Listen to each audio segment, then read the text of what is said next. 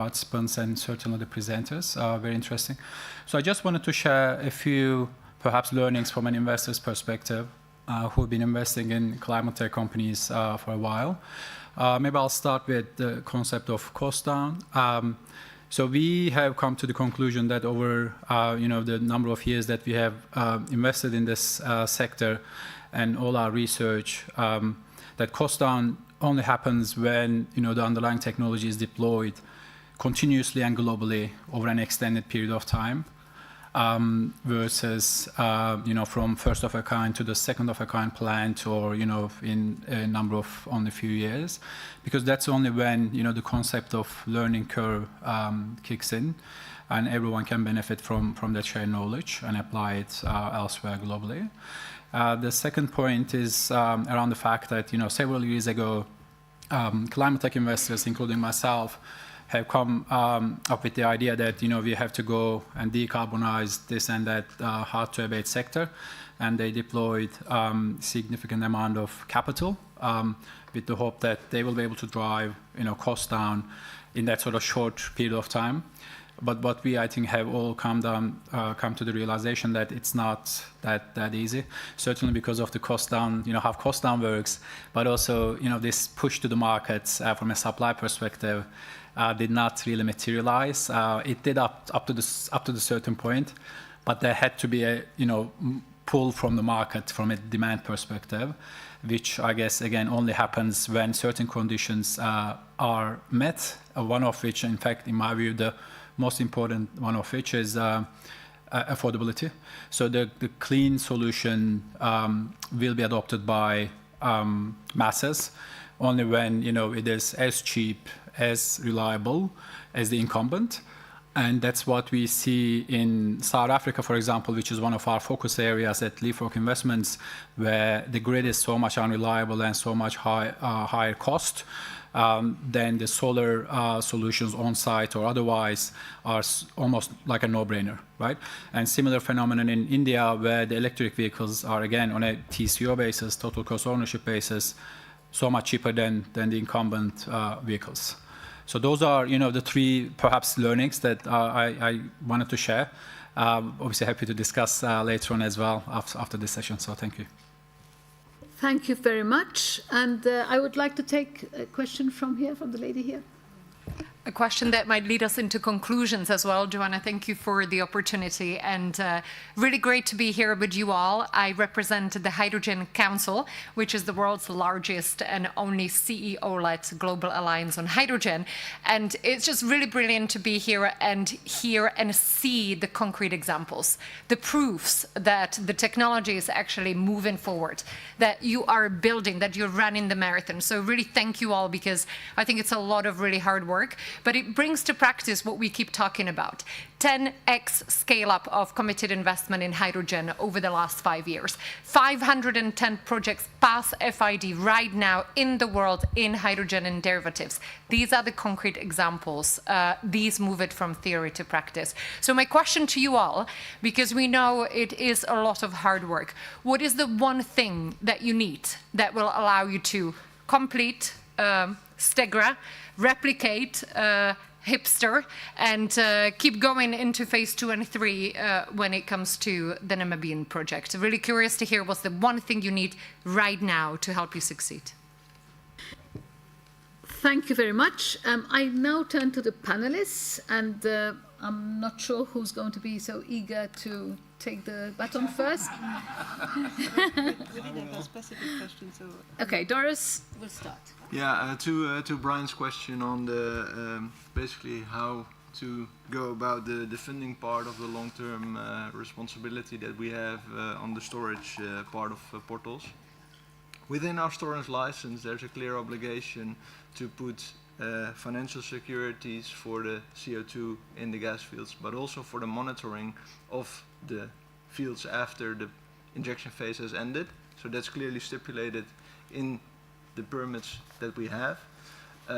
Within our business case model, we have included as part of our transport and storage fee a cost component that covers those costs, and we will, with commercial insurers, cover part of that risk actually, and then part of it is also covered through the fund that we build up over the course of the injection period. So I hope that answers your question.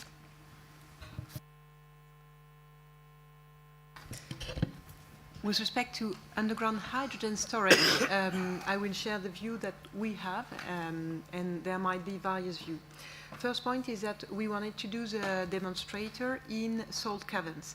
There are various types of underground storage, porous sites or salt caverns.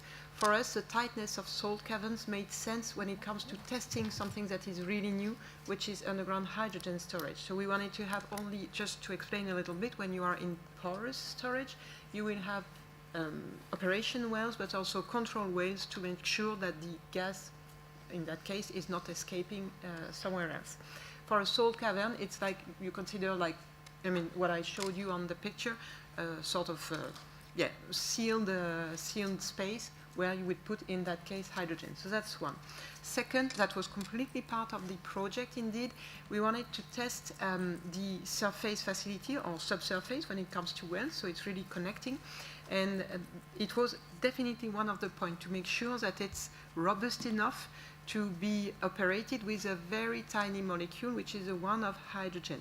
So that's what we demonstrated with the project. And as you saw, we were not alone in this project because everyone was looking at various points. So that was confirmed as possible.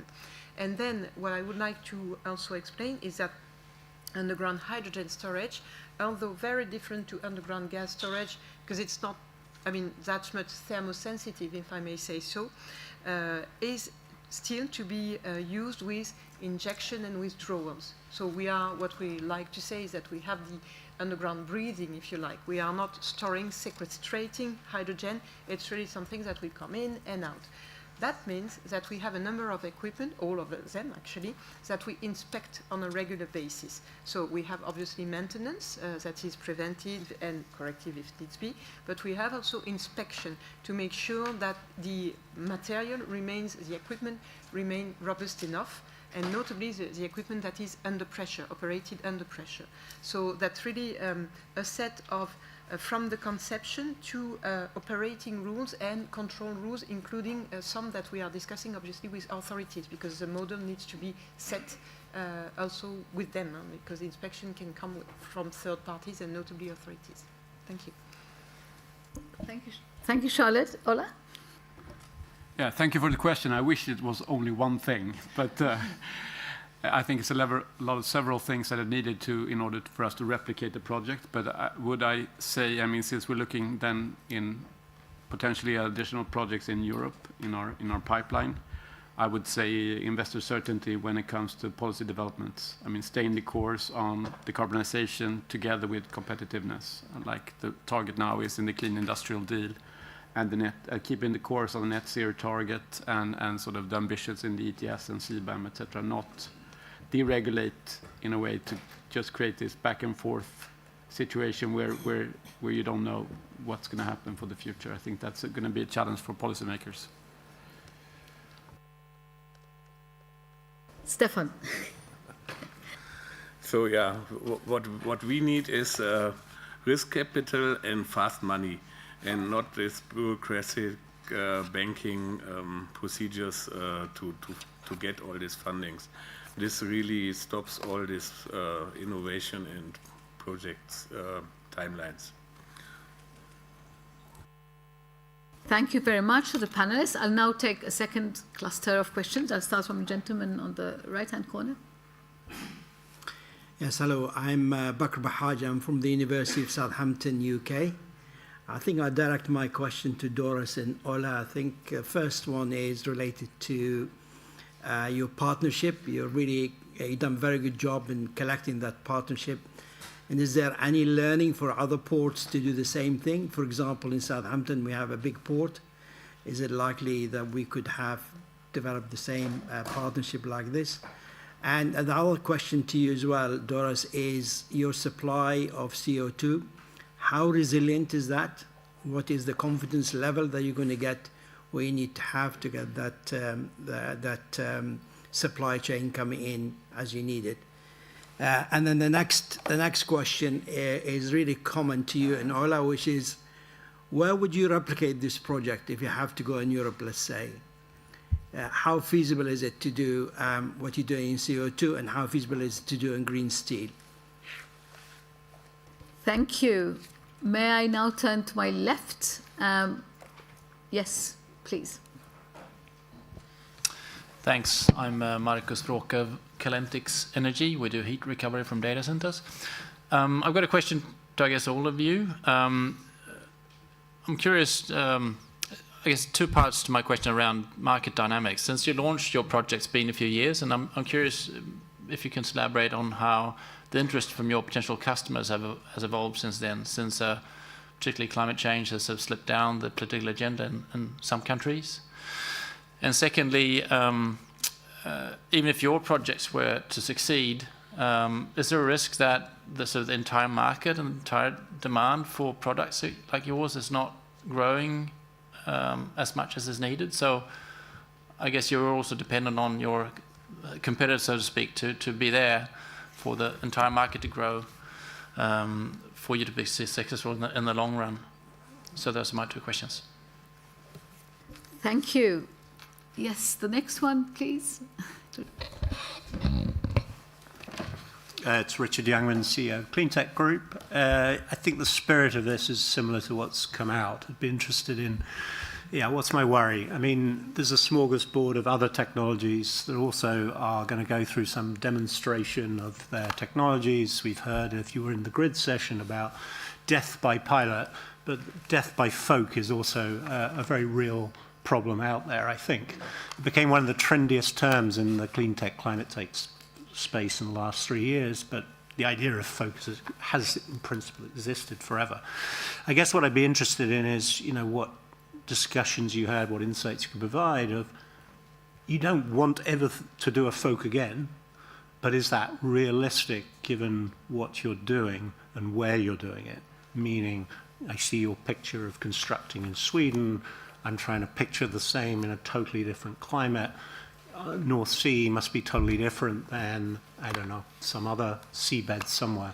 So I'm just interested in how much you thought, discussed with investors and so forth, is how do we avoid this being the first of a series of folks, as opposed to something that truly leads to, I think, the costing down that was referred to over there. Thank you. Thank you. I see from where I sit 3 tags, and I take them all so that, because looking at the time, we might not have the time for another round. So please, the next one. Christopher. Oh, Christopher. No, next one is That's okay. Andrea Ramirez from Delft University of Technology. I think we are all in the same route. I hear a lot. The first will be the most expensive, and the second will be less. And I think there is no law of nature there. That is not the case. Actually, the second, there is a point where the curve goes down, but it's not necessarily the second. So the only way we can try to get it to be the second and the third, or not really the 10, but most the second, is that we share lessons early on. But the competitive advantage of being the first mover is that your company benefits from those insights. So what does it need to happen for companies to actually be willing to share part of that knowledge so that the field will actually move and go down? Because then you will be losing a little bit of competitive advantage, but otherwise we are not going to really speed up the curve. It will take several projects before we do this. Very intriguing question. Thank you. Fraunhofer. Thank you. I'm Christopher Hippling with the Fraunhofer Institute for Solar Energy System, and also I'm in the executive committee of the hydrogen TCP for Germany. My question is maybe a bit beyond your scope, but one of the tasks we have is geological hydrogen, and I could imagine, since your realm of activity is underground and you know how the whole structure would be, have you had a thought in expanding your activities into geological or artificial hydrogen? There are several words for it, because it seems that if we're successful in this field, it might be a game changer for the whole community. Thank you. Continue with my Yep, thank you, André Fay. I'm from the Netherlands and the European Energy Research Alliance. I'm from TNO in the Netherlands. First of all, big compliments for all the perseverance and actually realizing the projects. Given that also IEA has listed that we need dozens of these type of demonstration scale-up efforts more. What are your key lessons in terms of where you lost the time in realizing what you did, and what could help for future projects to be faster? And the last question on my right. No? Okay. Well, that makes a little bit my life easier. We have 4 minutes to end this panel. So we have like 4 centuries of discussion, but we have actually 4 minutes to go. So Ola has been asking a lot, so you have 1 minute to answer all those. Okay, I'll try to be quick. Where to go next? I mean, first things first, we need to complete our first project first, but then Iberia Peninsula, where you have good electricity prices. Brazil, excellent renewable electricity production capacities. Canada also, but I know competitors around the world are looking for other places as well. Partnerships, I think it's a lot about engaging top management with top management about sort of the narrative and what you want to achieve, not only like sales and procurement teams. You need partnerships on top management level. Interest from customers. I think we have an increasing interest from customers actually, and an increased willingness to pay on the green premium, an upside. And I think it's also linked to proposed new lead market policies in Europe, when really there is also a regulative and also economic value of purchasing decarbonized input materials. When it comes to how to bring costs down, I think what to remember is, I mean, we're companies, we're looking for, of course, to develop our pipeline projects, but we have many times now the thing that is several projects in Europe with different levels of decarbonization moving ahead, taking FIDs and moving ahead. Many of these have the same OEMs, meaning that the OEMs will learn from our project and bring that to next project. So it doesn't always have to be us. So I think that's a way. Of course, it's a mega project. There will be mistakes made. Geological hydrogen, I agree. It could really be interesting in future. Not near term, but long term, really, yes. It could be a game changer. I need to pass the floor to the other panelists. Thank you so much for making the effort. The one will end in 2 minutes. So Doris, Charlotte, and also Stefan, you have to keep up with the challenge now. We need to close on time. Okay, quickly then to André's point on where did we lose time. Permits. We lost over 2 years due to permits, and one NGO that appealed to our permits. So that was kind of tricky and has cost us a lot of money, frustration, etc. So permitting procedures would have helped us a lot, and I think that yields for many projects. To Southampton, I think if you look for partnerships, similar partnerships, really try to make it a public-private one, where you use experience from those entities that best have it, and also bring together competitors, and that also relates to the point on knowledge sharing. We have been able to bring together competitors, Air Products and Air Liquide, ExxonMobil and Shell, in one project, have them in one room and discuss a project in a joint and constructive manner. We had antitrust lawyers in the room, but it helped a lot to have them there and to also benefit from their experience in industry, helping the state-owned companies there. Doris, sorry. Stop you, but Charlotte and Stefan, the most compelling message in a few seconds from each of you. Where to go next? We started in France. We have projects in France, in the UK, in Germany. And the idea is through modeling to understand how best, what is the cleanest pathway we can go through, what customers may born, and definitely how government may shape the way so that we go ahead. So really willing to invest, but we need this visibility, and we have some concrete projects to deliver. Excellent, Charlotte. Stefan, the burden is on your shoulders now. I will be quick. I say hydrogen is not as easy and as light as it looks like. So be careful.